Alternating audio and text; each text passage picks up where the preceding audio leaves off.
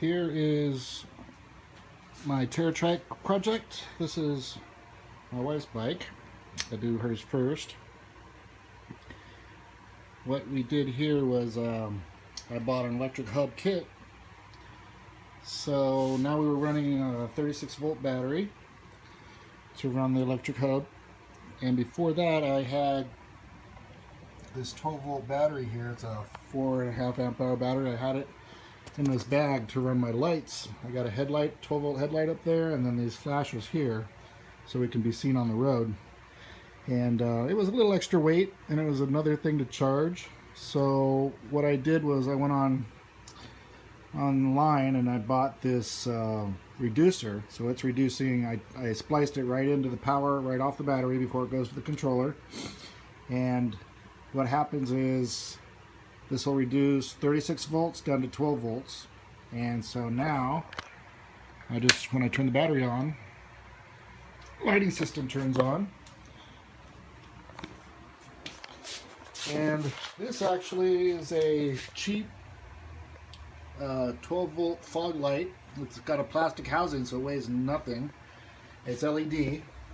It comes in a set of 2 with wiring and a switch for a car. So I put one on my wife's bike and I put one on my bike, and we had batteries on there. But now what I've done is I've eliminated an extra thing to charge, an extra thing to maintain, and it's all there. So after I did it, of course, I figured I should have done a video, because I'm always looking for videos on how to do this stuff. Luckily I have 2 bikes, so when I do the first one I kind of know what I'm doing when I do the second bike.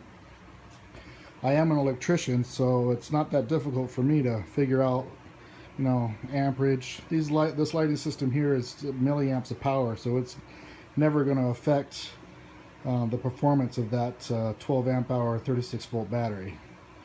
And later on we're playing around with the idea of getting a motorcycle horn and putting it on my wife's bike, because she wants people to know when she's coming. So that'll be later on. I'll tie that into the system. That'll be a little bit more of a draw, but how often are you going to hit the horn, right? So I've already done that one. This is the inverter. It's 36. It's capable of taking 24 to 60 volts in, and it's 10 amps out at 12 volts. I'm never going to use 10 amps on this thing. We'll find out what the amp draw is on the horn, but that's going to be intermittent use. So my next project over here, and as you can see, the battery I had on mine is a 7 amp hour battery. It's pretty hefty. There's a lot of weight in that thing. So I'm going to eliminate probably 7 pounds off my bike and do the same thing I did with hers. Of course, after I did hers, I thought, why not do a video? So it's pretty simple. Power goes in. So I'm going to tie these 2 here into this wire right here that goes back into the battery. I don't have a stand. I don't make these videos often, actually, at all. So I'm going to splice this wire. And I love these. I got these, I think, on eBay. These are heat shrink. So every time I splice them together, I hit it with the torch, and it shrinks around the wire and actually maintains the strength of the connection. Because when you use regular butt splices, that can still pull out, because the only thing holding together is the copper, and the copper wire is in strands. It's pretty weak. So I like these. I like these because they shrink down and they actually bond to the plastic on the wire. So it reinforces that connection. They're really good. This bag of 100 I think I got for $10 or so. So it was a good buy. I like those. Similar thing at Home Depot I saw, but it does not say that it heat shrinks. So I don't know if they do or not. But buy in bulk, because I used a lot of them on here. I did the lighting system. I had to cut stuff off, throw it away, redo it, because, I had nothing to go by on this project. I did this whole project from scratch. So I'm about to do this one here. I'm going to see if I can set this camera up so you guys can see what I do. I learn by watching better than I do by textbook reading or listening. I know there's got to be other people out there like that too. So hope this video was helpful. Let me find a place to set this camera up so you guys can see what I'm doing. And it doesn't take long at all.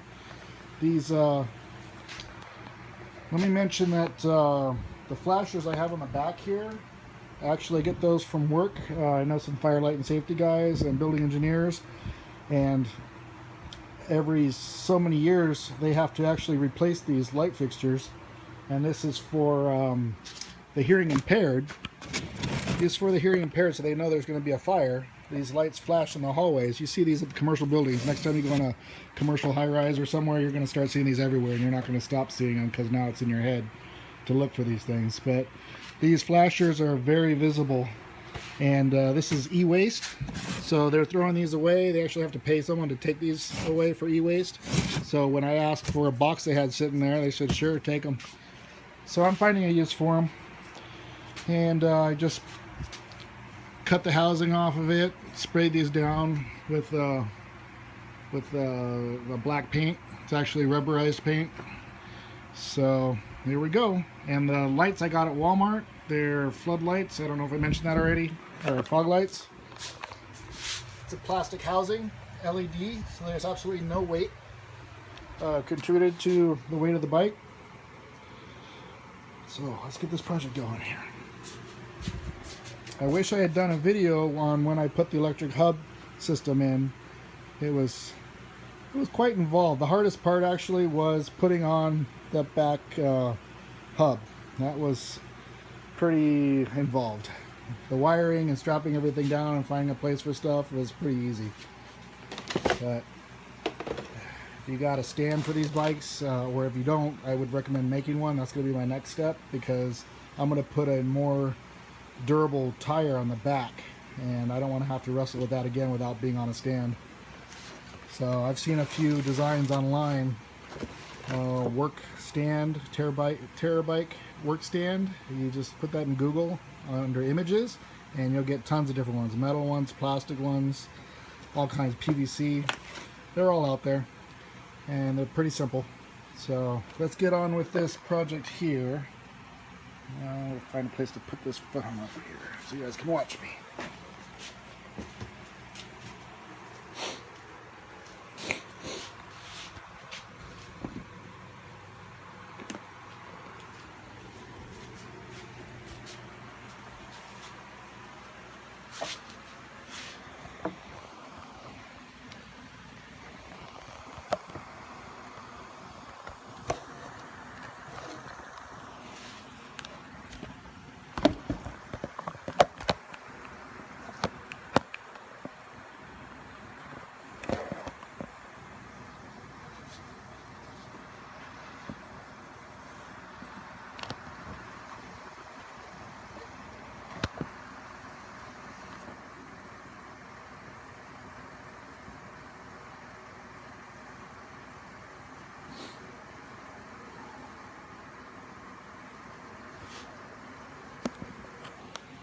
That's probably not the best angle.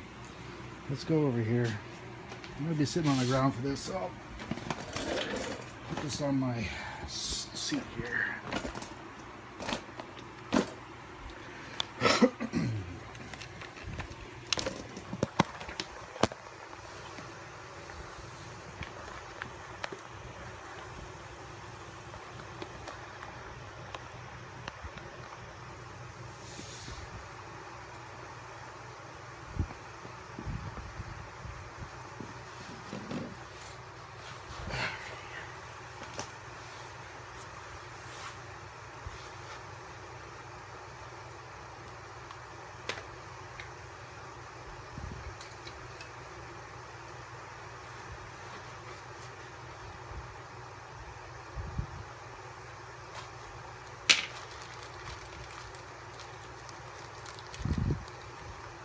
I don't think I mentioned it either, but this reducer here is for a golf cart, so it's completely watertight.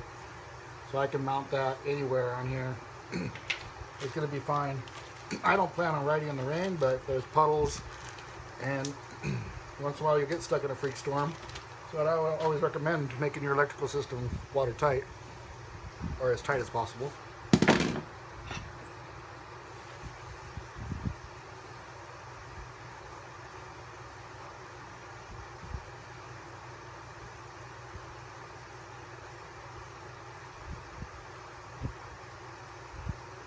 I'm going to splice into the 36 volt side first, which is red hot, black is neutral.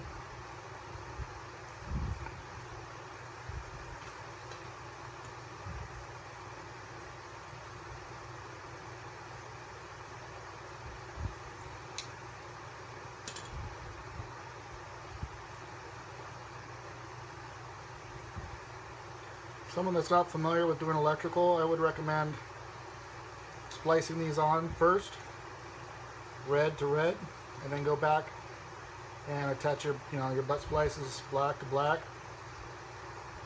It's easy. It's really easy to get caught up in thinking about your project if you're not familiar with doing a lot of electrical and accidentally putting black on red. I've done it myself. I know people have done it before. Always check your wiring too before you turn anything on, because you could fry this. I mean, this was only, I think these were, I got this under $15. I mean, it really wasn't that expensive.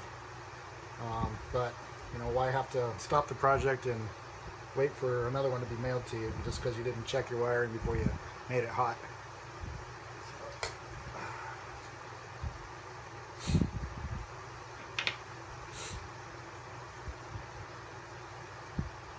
Let's see here. So let's just plug it in there. Got about this much play.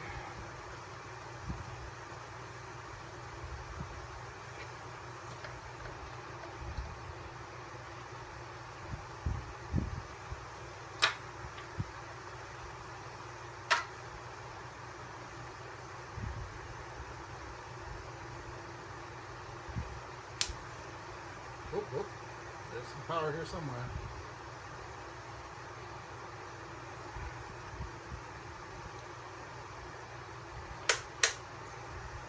Back feed there.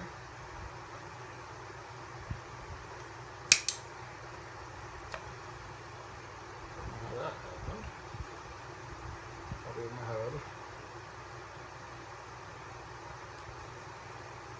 It's all less than 52 volts. You're not going to get shocked. It takes more than 50 volts to pass through your skin to shock you. So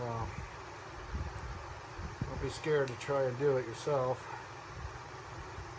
But always have the power turned off. There, you might have seen that flat. There was a little bit of an arc. That means there was some residual energy being stored somewhere, maybe in the hub. I didn't have this one unplugged as long as I did over there, but if you unplug it, the system should dissipate.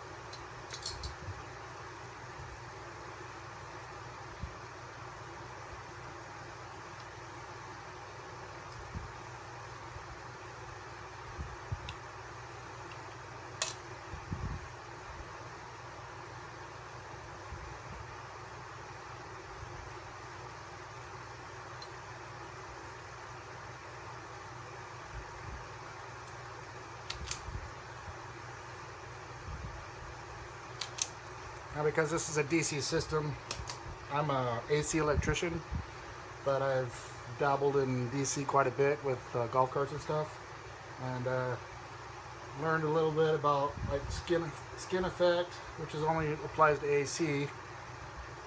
DC power, the more wire you have, the more resistance you have.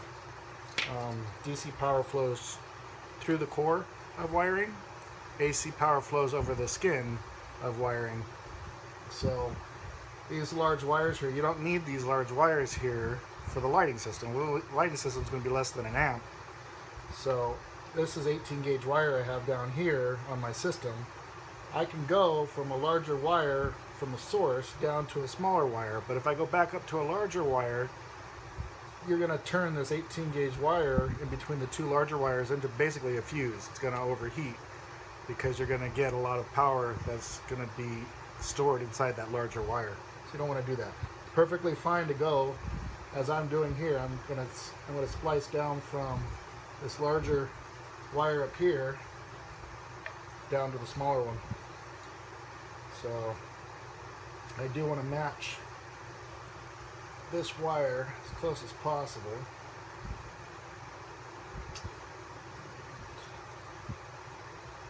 I've got lots of 18 gauge wire in here, so I'm going to put this reducer probably up here as close to the system as I can.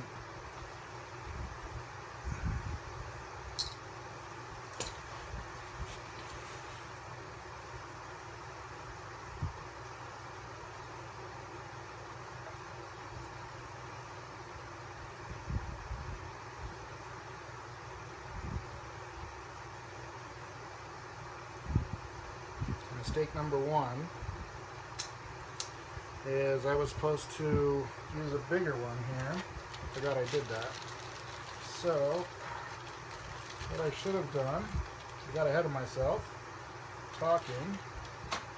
What I should have done was used a larger butt splice so I can feed both this wire here in with this wire and shrink that together, and that'll tie it down.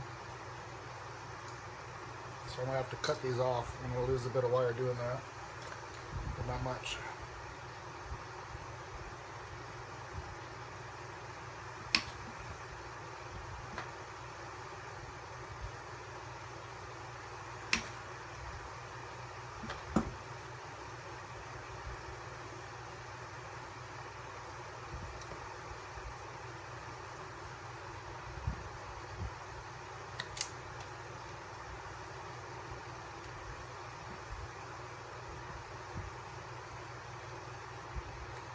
That mistake's going to make it a little bit more difficult for me to do this wiring, because from the manufacturer they had soldered the tips so the wiring wouldn't come unraveled. Oh, I still have a little bit more on there.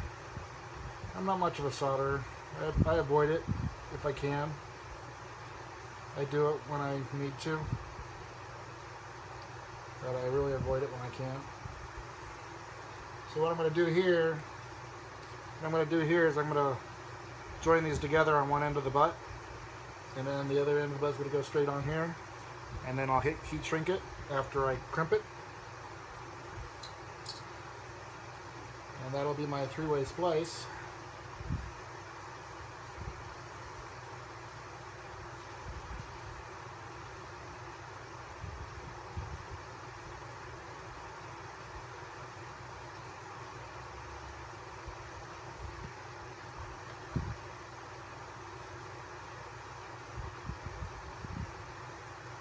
Yep, see, I started doing it. Wasn't paying attention. Putting the wrong wire on there. Go red first. Red to red.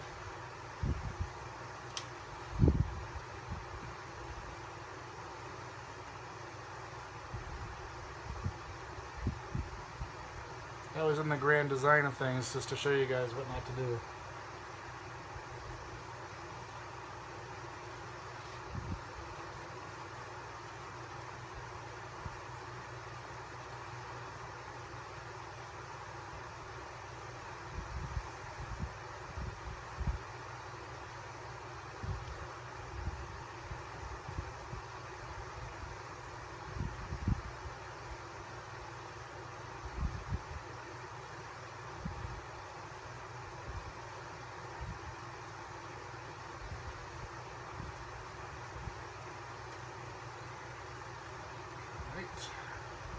Always pulling the smaller the wire, make sure it's in there good and tight.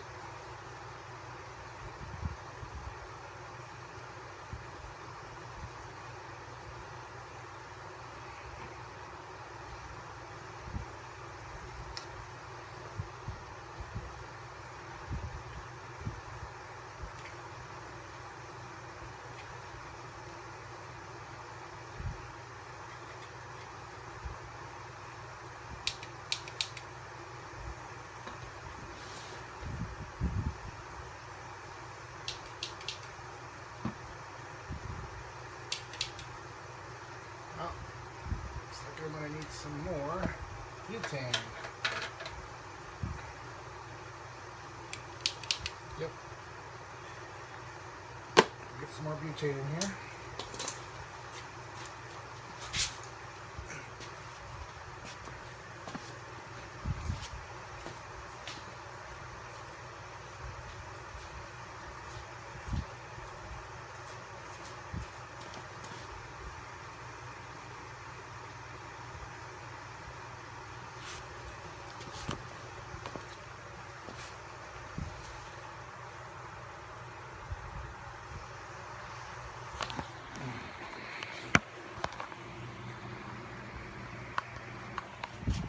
This is the splice I'm working at the top with. I don't think it was in the camera angle. Let's see if I can get some more angle over here. Go back up here again.